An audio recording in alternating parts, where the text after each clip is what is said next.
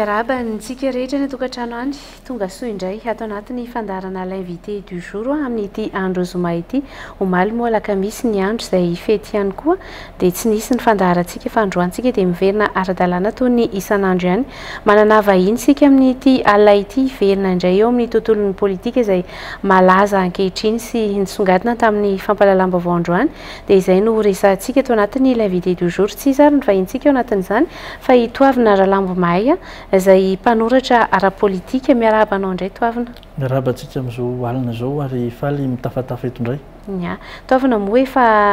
vahiny voalohany tato anatin'ny fandarana l'invité du jour natsoantsika indray izy androany satria dia maro ny zavatra azo ifampiresahana miaraka aminy dia izay no antony hoe nanasana ny toavina tamin'ity alina ity. Fanontaniana angamba ny toavina izay ompana bebe kokoa moa izany ny resantsika atao anatin'ity fandarana ity nisy ny fivoriana teny amin'ny Carleton nosy teny maraina teo izay ny fidianana ny hatreto aloha izany dia hoe filohan'ny antoko-mpanohatra sady filohan'ny rodiben'ny mpanohatra ihany koa izay tsy iza fa i Marc Ravalomanana efa narahantsika tao anatin'ny fampalalam-baovao tao fa dia izy moa izany lany tao anatin'izay toavina mba anisan'ny olona tazana teny amin'ny Carleton teny ihany tamin'ny fivoriana voalohany izay nitaterahana ny sabotsy lasa teo teny amin'ny Carleton teny izany hoe fampetsonana ireo tao anatin'izay antoko-mpanohatra izay androany toavina ohatran'ny tsy hita teny. Inona aloha ny anton'izay izay ngamba ny fanontaniana voalohany. Tsy teny izay izany hoe nahazo fiantsoana mihitsy izay tamin'ny alarobia heriny dia nitenenay hoe raha ohatra ka hifidin'ny filohan'ny mpanohatra no hivoriana dia ho avy izay fa raha ohatra hoe mbola hiresadresaka sy anao zavatra hafa dia tsy ho avy izay dia tsy tonga izany izay kanjo moa teo aoriana izany ilay izy lasa hoe voafidy mihitsy izany lehibe ammpanohatra arabasoa arabatsara ary io angenona ny odika viana ny odika vanana tsy maintsy lasa ntimma ihany izy io satria zareo manana solombavambahoaka dia tsy misy izay aloha tsy manohatra n'izany fanapahan-kevitra izany fa dia tokony miroso izy izany mandeha ny aloha dia manomboka miasa manomboka manindry ny olona rehetra izay tokony azony tendrena araka ny lalàna mbola miatra amin'izao fotoana izao izany hoe ny talian-kabinetrany ny mpanolontsainany ny olona misolotena mpanohatra ao amin'ny CENI ny olona misolotena mpanohatra any amin'ny HCDDED sy ny karazany sy ny karazany tsy misy antontsony mihitsiny tsy hanomboana miasa fa ny raha ohatra indray ny fanjakana amin'izao fotoana izao izany milaza hoe tsy izy io tsy ekenay io izany hoe ny fiantsarana avy lalam-panorenana ny assemblée nationale na ny anteny miram-pirenena dia asakasaka ry zareo indray zany fa fanotelony zany zao raha tsy efa nefany akory no tsy manaiky ny fanjakana amin'ny sy ny lehibe mpanohatra efa nisy zany tamin'ny Flora Jonamampianina tamin'ny Indroty ny HCC tsy nanaiky dia zay le izy ka izy ity mantsy raha ny tokony ho izy combat politique fa hitantsika koa vahoaka fa somary vizaka reraka dia kamo be anao an'izany tsisy idirany amin'izany intsony totrany avelany fotsiny le firenena ny efa hitanareo reny vitsikely ny olona ao anatina antoko politika na atao anaty syndicat ary ny mifidy tena ambany dia ambany dia raha tokony zavatra tokony manentana olona ny zavatra mitranga amin'izao fotoana dia vitsivitsy sisa ora lasa ridicule mihitsy ary le izy mifarana hoe inona foana ary ty mpanohatra ty fa zay le izy zany ny zavatra tiako antaniana ho atoavina tamin'ny voalohany ianao tena tao anatin'ireo hoe nilaza hatramin'izay tsy vao tamin'ity taona 2024 ity fa efatrany amin'ny taona 2024 tany toavina ny efa niteny hoe za dia mijoro hatramin'ny farany antoko-mpanohatra ny mahagaga ankehitriny hoe lasa 220 zay mantsy raha le tao amin'ny Carleton teo dia hoe antoko 220 no nandany an'izay hoe filohan'ny antoko-mpanohatra izay Andriamatoa Marc Ravalomanana nefa raha ny hita dia ohatrany somary vitsivitsy ihany izay tena hoe tao anatin'ny antoko-mpanohatra izay fa tao anatin'ny fotoana fohy nefa ohatrany lasa be dia be avy aiza ny tena nipoirandreo sao dia hoe zanaka toko tatsy ihany ny modina nangana tatsy mba ho lehibebe kokoa le izy aloha zany tamin'ny 2024 dia zay rery mihitsy no nanao an'izy io dia rariny kosa ange raha ohatra ka memitombo mpanoratra tamin'izany aveo tonga madame Lalatina Ravalomanana madame Sara Rabearso taty aoriana ny olona nanana nanana député azo Andriananarivelo nanao an'le izy fa nisakanana foana le izy zany natao foana zay tsisy iny namoaka hevitra ny HCC sy ny karazany de tsy nety mihitsy le izy noho nzay kosa niova ny filoa rariny koa raha ohatra hoe PDB ny lasa nanoana azy ohatra hoe madame ny freedom ohatra zao nanohatra nyraka taminay fa anaty fitondrana izy zao rariny zany ohatra koa ny MMM de niforona nisy antoko hafa zany lasa manohatra fitondrana vaovao rariny ihany koa zany momba ny hoe ny ataontsika hoe ny team mihitsy ve no modiny zarazara tsy olana mihitsy zany satria na oelana oaingana izy rero manana olombofidy de lasany foana zany iny hoe nisy kajikajy politika ave tao raha nisy de izy ny team ihany ny lany vola satria ataoko fa tsy madame Lalatina Ravoloma monsieur Raindina no nanofa ny Carleton indroa fa izy ihany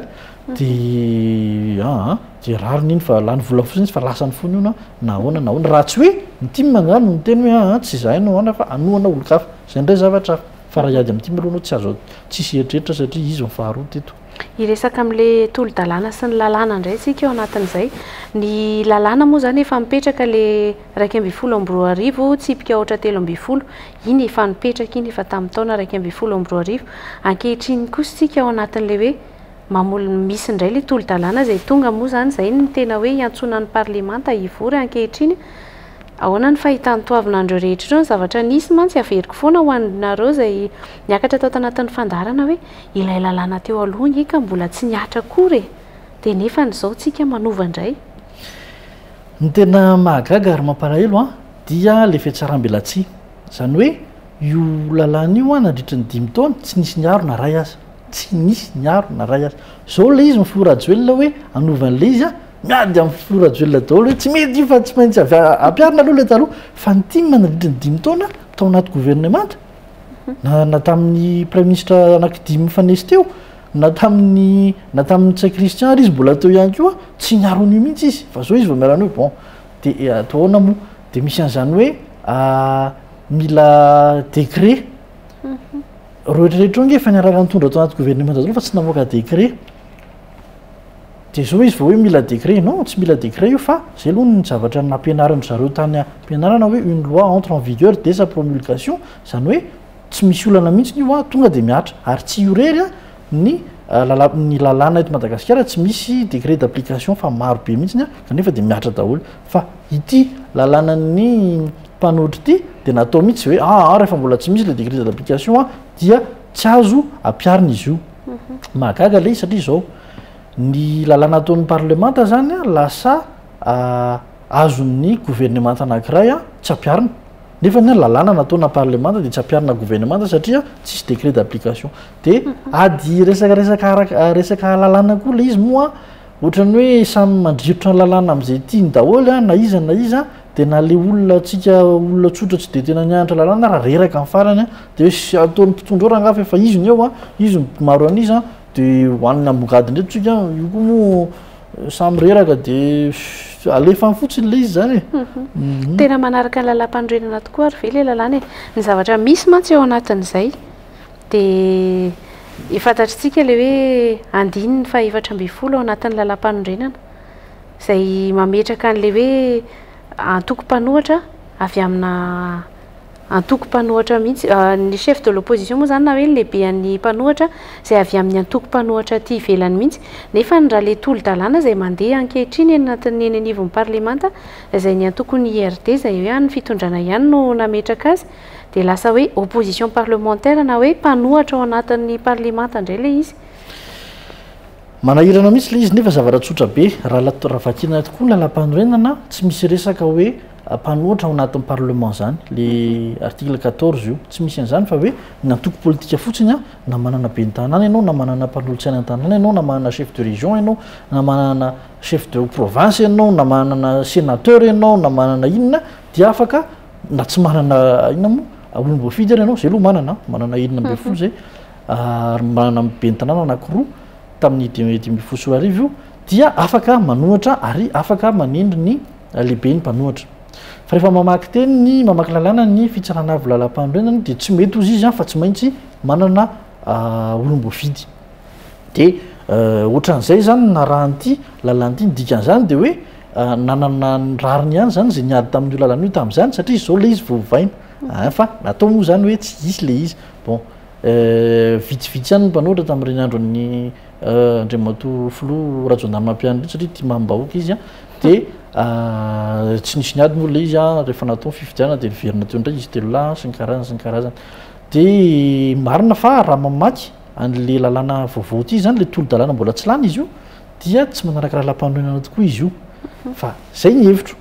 fa ianao rehefa miresaka amin'ny fitsarana lavim-pandroenana afa koa ny heviny dia zay tiany nataony satria anazy aloha zao fahefana dia anazy koa fahefana tamin'izany fa raha mamaky an'le izy aloha sarotsarotra ihany ny hoe zava-roatra ny sarotra antragna angedy ity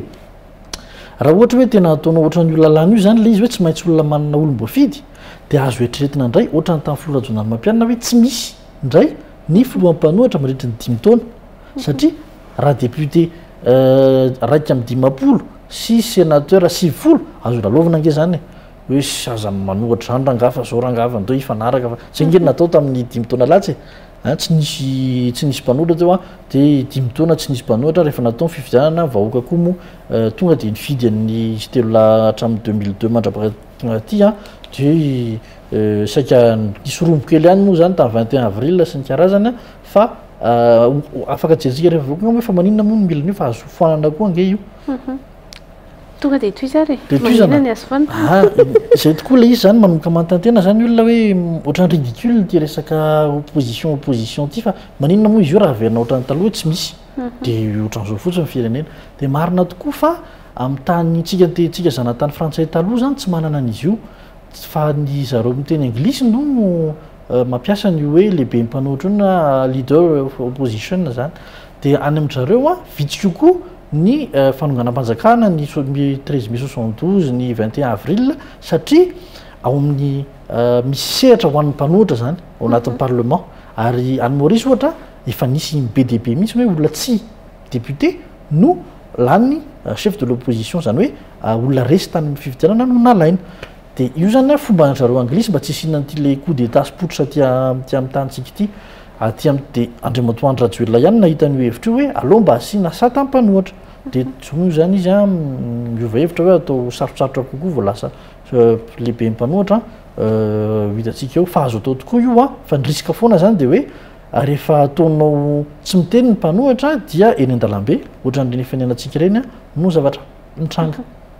voafehy ihany nefa n'izay toerana omena ny mpanohatra izay na le izy ary hoe 12 minitra ihany ny fotoana ahafahana miresaka ao anatin'ny anteny miram-pirenena raha toa ka anatin'ny parlementaroa-tonta mihitsy moa zany raha toa ka sady jerena le lalàna tamin'ny 12 ohatra 13 sy ny tolo-dalàna izay mandeha amin'izao fotoana izao zany hoe ampy ve nefa izay 12 minitra izay ao anatiny ahafahana maneho hevitra sy milaza ihany koa zay tena hoe tian'ireo mpanohatra ireo ambara le zany natao mihitsiny hoe mba ohatrany hoe tonga saina angamba ny mpitondra ankehitriny hoe tsy tokony nasitan'izany mpanohatra zany sy lehibe amin'ny mpanohatra fa mandreraka dia nahenany mihitsiny ny zoan'ny rahalany io hitantsika eo nahenany ka na le 12 na le ty dia samyizay hoe 12 minitra fa ny ao anatin'le 12 za aloha miaro an'iny fa ao anatin'iny dia hoe afaka mamaly ny filoham-pirenena foana izy afaka mamaly ny prime ministre foana izy afaka miditra média foana izy média officiel foana izy afaka misy be deabe ny nalana tao misy hoe rehefa mandray cérémonie officielle ohatra hoe nandray Kagame zao ohatra dia Paul Kagame président dia afaka teo izy hitantsika fa tamin'ireny na ny filohan'ny antemberan-dolona raha tsy voasa fa ry zareo samy filohan'ny RCC ny tao fa dia zava-roatran'izany zany le izy ka nahena zany aloha zany ny fahefan'ny filohan'ny mpanohatra mety misy malagasy io nge mieritreritra hoe tsy tokony toerana ny mpitondra fanjakany fa tokony galabona tsara io mo arakaraka le kolotsaina nentina fa hitantsika eo zany ny tena fandehany misy zavatra hafahafa koa anatin'izy io le hoe ny raha ohatra ka tsy mitovy hevitra ozy izy le lalàna vaovao io raha lany ny antoko-mpanohatra dia ireo zay le chef de groupe laza alohan'ny fifidianana no lasa lehibe mpanohatra zany hoe na ny tim ara zany raha io famakiko azy aloha tsy ho lasa lehibe mpanohatra satria tim taorianany législative vao laza ho mpanohatra ary logika ihany koa satria le izy hoe tokony talohan'ny fifidianana de efa natao le izy mba ahafantarany olona hoe ty ranga ty rehefa olany dia anohana ve sa nohitra de ny zavatra mitranga koa de hoe aorinan'ny kabariny PGE na ny politika akapoben'ny fanjakana vao afaka milaza hoe mpanohatra sa tsy nefa ninge azafady nefa ninge nisy fampielezan-kevitra nandritra ny andro maromaro de to de efa nahita hoe izany tsy mitovy hevitra ka maninona miandra le PGE zay PGE zay efa fantatra ange tamin'ny talohan'ny fifidianana filoham-pirenena de efa fantatra hoe inona le PGE tamin'izay anao de efa mahafantatra hoe ianay zao hoe ianay zao province autonome na région autonome mety aminay de efa tsy hoe gouverneur zany gouverneur mbola hoe nomen'ny filoha zany de zaroatran'izany zany tonga de efa antony anoerany fa lavabe moa iny de misy pitsipitsy ny ohatran'izany zany fa ho hitantsika eo raha ohatra hoe eken'ny zareo na tsy eken'ny zareo de misy koa le hoe tsy maintsy olom-boafidy ny mpanohitra fa ny dikan'izany inge raha ohatra ka tena zay no izy dia tokony olom-boafidy koa ny prime ministre satria raha ohatra ka tokony olom-boafidy ny lehibe mpanohitra de tokony olom-boafidy koa ny olona mpitondra fanjakana satria tsy mety kosa raha ohatra hoe za lehibe mpanohitra olom-boafidy ianao prime ministre tsy voafidin'izaniza de ohatrany tsy mety kosa zany de hitantsika eo moa zany satria adihevitra be hoe parlementaire ave sa présidence le zany lasa adihevitra lalàna tena ifandroritana de na le vahoaka mihaino arakivy de ohatrany hoe so ihany ko fa mbola tsara ny farim-piainana malagasy angamba am'izao mbola tsy misy babikoropaka mihitsiny de jizo tapaka angamba ny olana fa ohatrany hoe tsy misy roy mihitsy zany amin'ny politika sy ny fatapahany jiro sy rano sao de mba le resaka politika mpanoherana zay entinareo mpanohatra kosa raha no tsy mety amin'ny zava-misy ankehitriny sy indrindra koa ny fitondram-panjakana de zay no mahatonga ny zareo mametraka sy mametra n'le izy ao anatin'le tolo-dalàna ny hoe politika ny mpanohitra nge tsy mipolina politika rery ny tokony mame hoe ity ny politika anoheranay fa io na olotsotra rehefa miteny hoe ny anay ohatra hoe anay fokon'olona ohatra mety nay ohatra ny andama ohatra tsy voatery mpanao politika ny dama ke tsy hitatsony tsy manao politika makaizatsony izy fa ny olotsotra de afaka miteny hoe ny anay tsy mety aminay io fa ny anay vinam-piaramonina hoe théocratie ohatra hoe zay fokon'olona ny sasany mety hoe fampanjaka de tsy mila mpanao politika hoe makaizy zany fa ny olo-pirenena mihitsy no mijoro hoe tsy mety aminay ty fa zao no mety aminay ka tsy andraikitra mpanao politika rery fanaovana politika fa itsika mandeha mifidy io zay tsy mifidy tsony ko moa dia mpanao politika daholo ihany tsika rehefa manome fahefana ny zatsy na zareo na tsy mifidy zao tsy mifidy de izy androlany de keko izy aloha inona moa nazo atao mandohetra zany aloha ampisakafo andoavana ny karamany ohatra ny toavina zao tao anatin'ireo hoe tsy nandany zany hoe marika ravalomanana izany raha hoe manaiky mety anao ahoana no avinareo mpanohatra sao de ny ianareo anatin'le antoko-mpanohatra indray ny fampizarazara rehefa aveo satria ny zavatra misy maro nefa tsy mitovy hevitra be de be reo anatin'ny hoe samy tao anatin'le rodo be amin'ny mpanohatra nareo de efa niala sady tsy manaiky ihany koa hoe le tetika nentina zany sy ny tonga de nametrahana n'Andriamatoa Marika Ravalomanana na de niteny ary moa toavina to hoe manaiky azy fa tokony izy ny eo amin'le toerana iny aloha zany tsy azo hitovirana hoe lasa nitime le izy na Andriamatoa Marika Ravalomanana io na raha ohatra hoe sanatria lany ty de mety miala fotsiny zany Andriamatoa Marika Ravalomanana de miova olona hafa de eo zany apetraka amin'ny fahendren'ny time hoe ho ataony ampimamba ve ny fanoherana zany hoe izy no matanjaka indrindra izy no anazy daholo ny rehetrarehetra sa mahay izy mampizara ny andraikitra amin'ny mpanohatra rehetrarehetra hoe zao raha ifanarahana fa tandona zao ohatra de ny communal de andahoarany atao zy azahoana olom-boafidy be indrindra amin'ny communal satria io koa aveo ny ifidiananareo région ifidianana ny province de ao koa ny hoe inona ny asa ho ataon'ny mpanohatra raha za zao nytima de milaza hoe andaotsika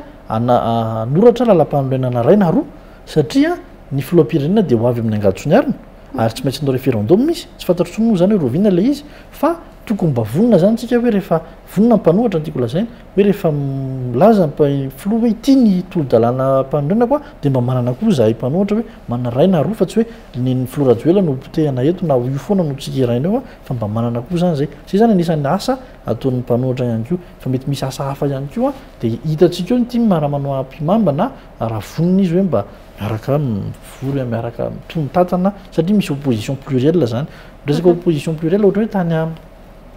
tany frantsa zao ohatra anaty firenena amin'ny teny frantsay zany mazava ho azy dia nisy an'iny fifidianana iny tamin'ny roa taona tamin'ny fifidianana iny tsy nisy mpomba fitondrana ray ary fa mpanohitra daholo izy 3 de ho zavaroatra n'izany ko zany le izy a tsy olana mihitsy hoe tsy mitovy hevitra mpanohitra fomban-javatra zany a fa eo zany mifanaraka hoe ahoana ny atao ka sao de lasa ady an-trano amin'ny samy mpanohitra indray le izy amin'izao voalohany zao de efa hita sy mitranga tsikelikely mantsy zay zavatra izay le hoe ady an-trano zany a na ady an-tranonao ara ny mpanohitra ny tima manana début betsaka indrindra zao aloha raha tsy hoe mivadika anga le tsy miankina be debe ro sa manohatra zay ndray zavatra hafa raha voareo zany miaraka mivadika de resy indray ny tim fa atreto aloha tsisy afaka hiady amin'ny tim mihitsy satria zareo no fidin'ny vahoaka inona moa maro anisa ao amin'nivon'ny mpanohatra ny tiako lazaina ny zavatra hitranga indray raha toka lany ty lalany ity de raha lany io lalany io a de tonga aloha zany de tsy marika ravalomanana tsony indray no inona moa no filohampanohatra fa de ohatrany hoe ridicule teo izy zany satria ohatrany hoe avorté zany le izy io moa efa nyresahana ihany fa zay le zavatra nitranga de ny faharoa miena be ny zoam-panohatra tsy ara-dalàna le lalàna fa io moa le hoe tsy ara-dalàna koa ny HCC zany no tompo teny farana de ikena foana zay teneny eo tsy olana zany fa de hovaina daholo fotsiny ny koro any am-pianarana fa tsy zay aloha zany le izy nakivy arany a atao ahoana moa fa zay fa tena ilaina ve hoa izy ty e zay mbola fanontaniana tena tiako apetraka na ny olo-pirenena samy olo-pirenena ary nge zao de tena fanina ihany ao anatin'le izy ny malagasy tsotra moa zany de tena fanina ihany ao anatiny hoe tena ilaina tokoa ve ny ametrahana an'io e marina fa efa nyresantsika teo le hoe 5 taona nge tsika tsy nanana an'izany tao anatin'izay 5 taona nitondran'ny fitondrana teo aloha zay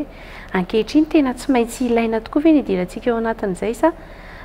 fampisehoana amin'ny any ivelany ihany koa hoe tena mba zay eto Madagasikara koa mba modely amin'ny tontolon'ny politika sy ny demokrasia raha za manokana aloha de le ohaten'le boky de hoe un mal nécessaire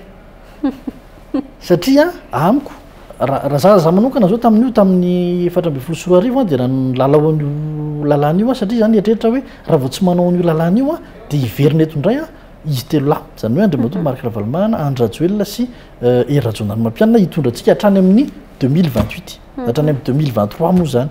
de hoy za hoe raha ohatra ka io no ampiasaina mety misy a olona vaovao mba mivoaka mba tsy horotsy foana no hitondra eto Madagasikara kanjo moa zany na tsy natao izy de izy moa no fidiny vahoaka tokoa izy telo lahy bon zay zany le izy a tsy nisy de tena hoe fiovana fa de izy telo lahy foana zany no de ilaina ve le izy sa tsy ilaina tamiko le izy ny ilaina fa rehefa ohatra koa hoe tsy ilaina ozy ny olona afaka miverina amin'ny 72 tsika rehefa tezitsika de mandeha ny an-dalambe de mitabataba de mandrava efa tamin'ny 91 ohatran'izany enim-bolana tamin'ny 2009 etc fa fahitako azy aloha ny antony io a de hoe mba tsy hisiny reny tsony fa raha ohatra moa ifanara azo rehefa manao lalam-pananina vaovanga tsika afaka foanakitsika io e ozy ny filoha hoe foany io a velao any a ozy ny mpanohatra hoe foany io a velao any a de ifanarana eto le izy fa rehefa tsy afaka amin'ny teny ianao de reny manao radio miara-manonja manao 21 avril midina an-dalambe zany rehefa tsy hita tsony zay iainana fa le opposition parlementaire ve nefa mahavan'izay olany toavin'izay efa nanontaniako anao teo tsinona le hoe efa nanontaniako anao teo raha lany ary ty tolo-dalàny ity de ahoana tsy mahavaly izy satria araka le nyresantsika teo a azo fitondrana atao no miresaka amin'ireo olom-boafidy be dehibe reo hoe oranga ohatrany tamin'ny taloha e oranga aza mba manao an'izany a fa andaotsika io miaraka afaka menakatikata aminareo a atao ambassadeur ny vadinareo na ny zanakareo a ndao oranga mba de io nge de zay le izy zany afaka fidimbola daholo ny rehetrarehetra rehefa azo atao a fa misy risque ohatran'ireny tamin'ny 21 avril reny hoe voatery nidina an-dalambe satria tsy hita zay tenena ntsony to amin'ny assemblée tsy vita tsony fo satria lazaina fa hoe nahazo vola ono to amin'ny assemblée dia tsy hita tsony zay atao de midina an-dalambe sisa de raha ohatra moa zay ny fomba fanaovana politika eto Madagasikara de tsy hita zay maharatsy azy ozy tsika fomba malagasy ianareo zany tsy tao anatin'le nanao tolo-dalàna satria zavatra fantatra dia hoe nareo anatin'le rodobe an'ny mpanohatra somary manao tolo-dalàna ihany koa ny ambadika any izay ho atolotra eny anivon'ny anteny miram-pirenena. Zay aloha tsy ao anatin'le anao tolo-dalàna fa ny anay aloha mety aminay tsara mihitsy le lalàna taloha le amin'izao fotoana moa zany le lalàna amin'izao fotoana satria mbola tsy lany io a misy zavatra efa azo ampiarina io a misy zavatra roa na telo azo itsina atao mazava tsara fa zay ko hoe zoan'ny maro anisa ny manova lalàna efa ireo no maro isika rehetra miaraka amin'ny andro rajoelona maro anisan'ny fidian'ny vahoaka malagasy a tia novaina le izy amin'izay hitiavany azy a tsisy ninona azonao atao fa zay zany ny tiany malagasy koa ne dia manaraka aloha zany aloha satria nao mbola mivitsy anisa ianao mbola manohitra ko inona ary. Dia inona ny ataony toavina ao anatin'izay amin'ny maha hoe nao mpanohatra efatra amin'ny taona 2024 dia manantena ny team tsy hanao ampimamba ny zavatra azo atao a manantena ny team hoe andao anomana ny communal ary manantena ny team hoe mba hanampy amin'ny fanoratana lalam-panorenana roa na telo ray na roa ny anay moa zany dia ny faritra na ny faritany mizakantena ny anay province na région autonome mety aminay dia tsy vita moramora zany satria mila mitety Madagasikara mila enti-manana na dia efa manao era fa tsy araka-rera zay koa zany tena anton'le lalàna ny mpanohatra tsy atao mahamenatra mihitsy hoe fomba anomezan'ny fanjakana vola ny mpanohatra io tsy atao mahamenatra mihitsy zany tsy vola ny andriamatoa andro rajoelona na andriamatoa rajonary mampianina koa nomena mmpanohatra fa vola mpanjakana dia tsy atao tabola izy tsy atao mahamenatra le izy satria tetibola mpanjaka vice président ny filoha-levitry ny anteny miram-pirenena izy a tsy atao mahamenatra mihitsy hoe manana karama tsy atao mahamenatra mihitsy hoe manana kabinetra zany ny fomba any Maurice manana carte de visite manana tomobile etc tsisy mahamenatra mihitsy zany a fa fomba hitazomana le firenena mba tsy hisy 2072 na 21 avril foana le izy zany tsy tokony hamenatra mihitsy zany tsy tsara navela tsy mihitsy zany fa ampy hoentin'ny antoko-mpanohatra miaina ve nefa ny fisian'izay aloha misy an'izay aloha toy izay tsy misy satria ianao koa raha-mpanohatra reo dia vitsy anisa ianao koa aloha tsy hoe galabona be ianao fa ianao olona vitsy kely no mividy anao a dia ianao tsy hitovy amina mpitondra fanjakana mihitsy rariny koa zany fa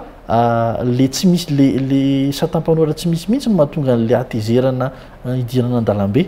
le hoe satria tena hafa mihitsy ny fahefan'ny ny mpitondra ohatrany hoe mandeha TVM CRNM isan'andro